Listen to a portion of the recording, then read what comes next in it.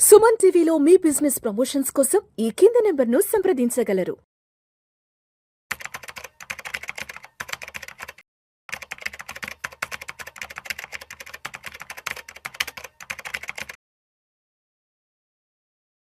Suman TV ప్రేక్షకులకు స్వాగతం. నేను doctor Anil Kumar Bachchu, certified financial ప్లానర్ని, మ్యూచువల్ ఫండ్ డిస్ట్రిబ్యూటర్ని. ఈ మధ్య కాలంలో ఎక్కడ చూసినా ఒక వర్డ్ చాలా రెగ్యులర్గా వింటున్నాము: అన్లిస్టెడ్ స్టాక్స్, అన్లిస్టెడ్ షేర్స్.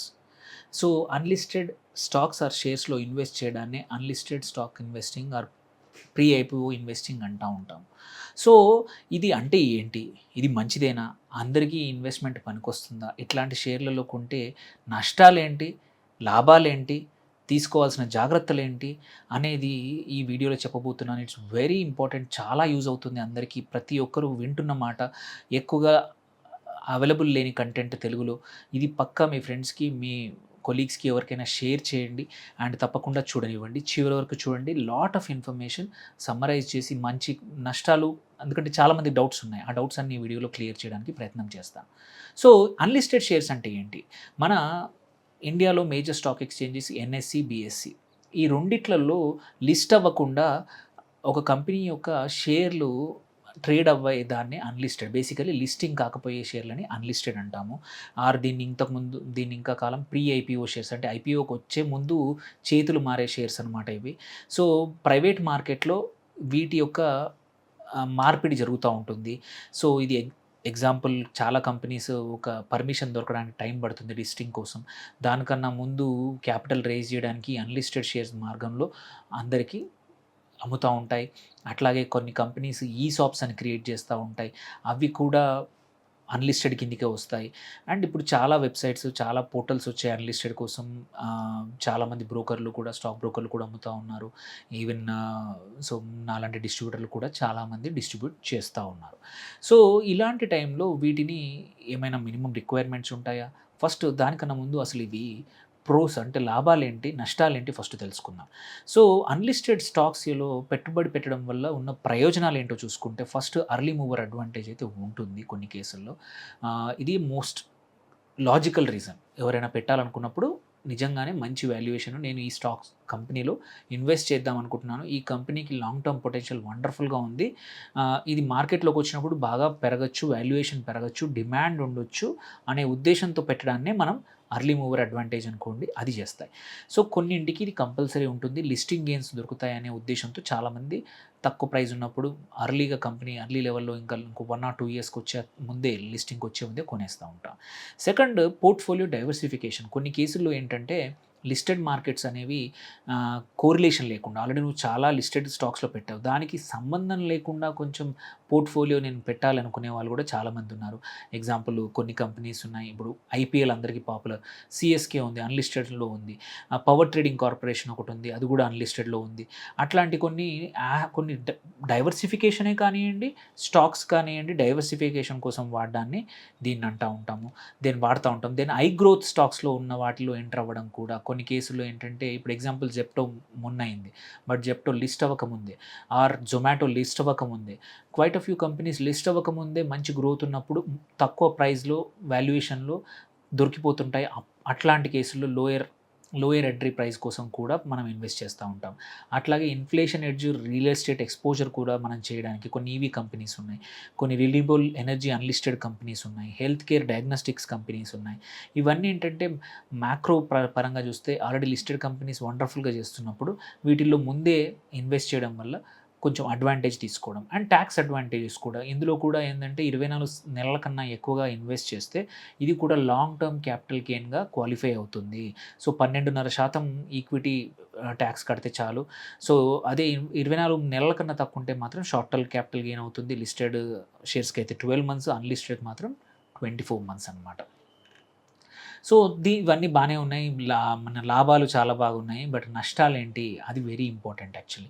ఒకటి, అంతకన్నిటికన్నా పెద్ద సమస్య ఏంటంటే లిక్విడిటీ రిస్క్. మీరు అమ్మాల్సినప్పుడు కరెక్ట్ ప్రైస్లో అమ్మగలుగుతారా, అంత క్వాంటిటీ అమ్మగలుగుతారా, అమ్మితే ఎన్ని రోజులు పడుతుంది అనేది మాత్రం అబ్జల్యూట్ రిస్కీ ఈ పద్ధతిలో. బయ్యర్ కనుక్కోవాల్సి వస్తుంది, బయ్యర్ అవైలబుల్ ఉండాల్సి వస్తుంది. ఇన్స్టెంట్లీ ఎగ్జిట్ అవ్వడం అనేది ఇంపాసిబుల్. లాక్ ఇన్ పీరియడ్ కొన్ని కేసుల్లో ఎస్పెషల్లీ పోస్ట్ లిస్టింగ్ తర్వాత కంపల్సరీ లాకిన్ పీరియడ్ ఉంటుంది. జనరల్‌గా 1 ఇయర్ ఉంటుంది. సో, 1 ఇయర్ వరకు నువ్వు అమ్మకాడానికి ఉండదు. ఓకే. సో, అప్పుడు లిస్టింగ్ కన్నా ముందే అట్‌లీస్ట్ బయర్స్ దొరకచ్చు. బట్ లిస్ట్ అయ్యాక 1 ఇయర్ వరకు మాత్రం నువ్వు ఎగ్జిట్ కావడానికి ఉండదు. సో, అప్పుడు చాలా మటుకు స్టాక్స్ ప్రైజెస్ సిగ్నిఫికెంట్‌గా మార్పులుంటాయి. మంచయితే మంచిదే. బట్ పడిపోతే లాస్ బుక్ చేయాల్సొస్తుంది. సో, అందుకే usually 6 months is a lock in period most of the స్టాక్స్‌కి లిస్టింగ్ అయ్యాక. సో, ఆ తర్వాతనే మనం అమ్ముకోవడం ఉంటుంది. 6 నెలల్లో కొన్ని ప్రైజెస్ కొన్నిసార్లు డబుల్, ట్రిపుల్ కూడా అవ్వచ్చు. కొన్నిసార్లు సగానికి సగం కూడా కావచ్చు. నీ పెట్టిన ఇన్వెస్ట్‌మెంట్ మొత్తానికి మొత్తం పోతుంది. సెకండ్, ప్రైస్ ట్రాన్స్‌పరెన్సీ అనేది ఉండదు.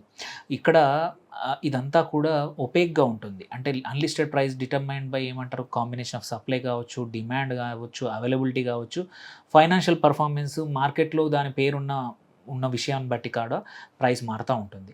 సో, ఇటువంటి అఫీషియల్ ప్రైస్ మ్యాచింగ్ అనేది ఉండదు. సో, ఇక్కడేంటంటే ప్రైవేట్‌లీ ట్రేడ్ అవుతాయి కాబట్టి 2-5% అనేది మార్జిన్స్ అనేది చాలా మటుకు కామన్ ఇక్కడ. దెన్ రెగ్యులేటరీ ప్రొటెక్షన్ కూడా చాలా తక్కువగా ఉంటుంది. సో, బయర్స్‌ని ప్రొటెక్ట్ చేయడానికి, అన్‌లిస్టెడ్ బయర్స్‌ని ప్రొటెక్ట్ చేయడానికి అంత పెద్దగా ఏమి ప్రాసెస్ ఉండదు. ఓకే. సో, అందుకే రిస్కీ ఇన్వెస్ట్‌మెంట్. ఒక కంపెనీ లిస్టింగ్‌కి రాకుండా 10 ఏళ్ళు కూడా అన్‌లిస్టెడ్ ప్లేస్‌లో ఉండిపోవచ్చు. You are stuck. సో, అందుకే ట్రస్టెడ్ ప్లాట్‌ఫార్మ్స్, ఆ ట్రస్టెడ్ బ్రోకింగ్ హౌసెస్‌తో మాత్రమే కొనుక్కొని మీ డీమ్యాట్‌లో ప్రాపర్‌గా క్రియేట్ అయ్యేట్టు చూసుకోవాలి అన్‌లిస్టెడ్ షేర్స్‌ని. Then most of the time ఇంకొక పెద్ద ప్రాబ్లమ్ ఏంటంటే మినిమమ్ ఇన్వెస్ట్‌మెంట్ అనేది హయ్యర్ ఉంటుంది. చిన్న లాట్స్ ఉండవు, పెద్ద లాట్స్ ఉంటాయి. 1,00,000, 2,00,000 రూపాయలు minimum or 3,00,000 minimum worth of stock కొనాల్సొస్తుంది. ఇది అందరికీ కాదు. ఎవరైనా తీసుకున్నా అమ్మడం కూడా కష్టం. సో, లాట్ సైజ్ పెద్దవి.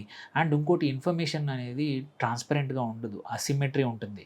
ఎట్లా అంటే ఫైనాన్షియల్ స్టేట్మెంట్స్ పబ్లికల్‌గా అవైలబుల్ దొరకవు.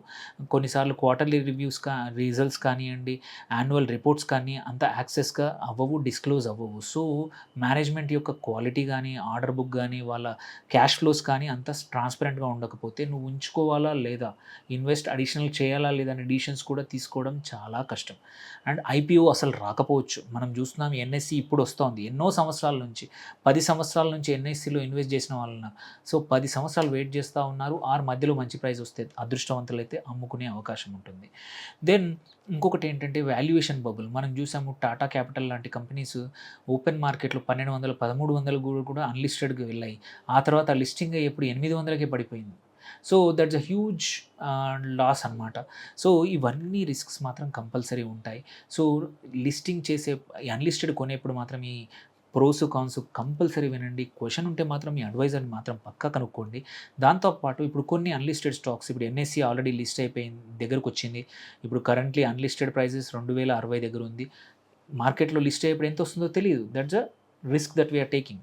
సో, అట్లాగే జియో కూడా రాబోతోంది. అది కూడా ఇది అన్‌లిస్టెడ్ అంత ఈజీగా దొరకలేదు.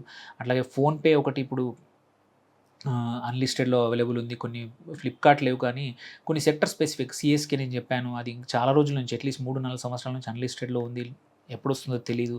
ఎస్‌బీఐ మ్యూచువల్ ఫండ్, అట్లాగే స్టెర్లైట్ పవర్ ట్రాన్స్‌మిషన్ గానియండి, డిఫెన్స్‌లో quite a few companies, good luck defence కానీ, ఆర్ఆర్‌పీఎస్4ఈ గానీ quite a few.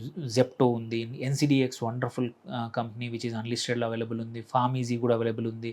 Zepto, MSCI quite a few companies available ఉన్నాయి. కానీ ఇందులో ఏవి లిస్టింగ్‌కి వస్తాయో లేదో అనేది ఎవరు గ్యారంటీగా చెప్పలేము. రెగ్యులేటరీ రిస్క్ ఉంటుంది. పర్మిషన్స్ రాకపోతే కొన్ని సంవత్సరాలు మీ అమౌంట్ స్టక్ అవుతుంది. ఏదైనా negative example OYO negative news వచ్చినప్పుడల్లా అన్‌లిస్టెడ్ స్టాక్ కూడా పడిపోయింది. సో, అక్కడ first risk is hire and liquidity ఉండదు. సో, అందుకే ఇది అందరికి కాదు. జస్ట్ బికాజ్ అడ్వర్టైజ్‌మెంట్ చేస్తున్నారు. ఒక్క సక్సెస్ స్టోరీ చూపించి మిగిలిన 10 మీకు అంటగడితే మాత్రం మీకు ఇబ్బందే. ప్లీజ్, అన్‌లిస్టెడ్ అందరికీ కాదు.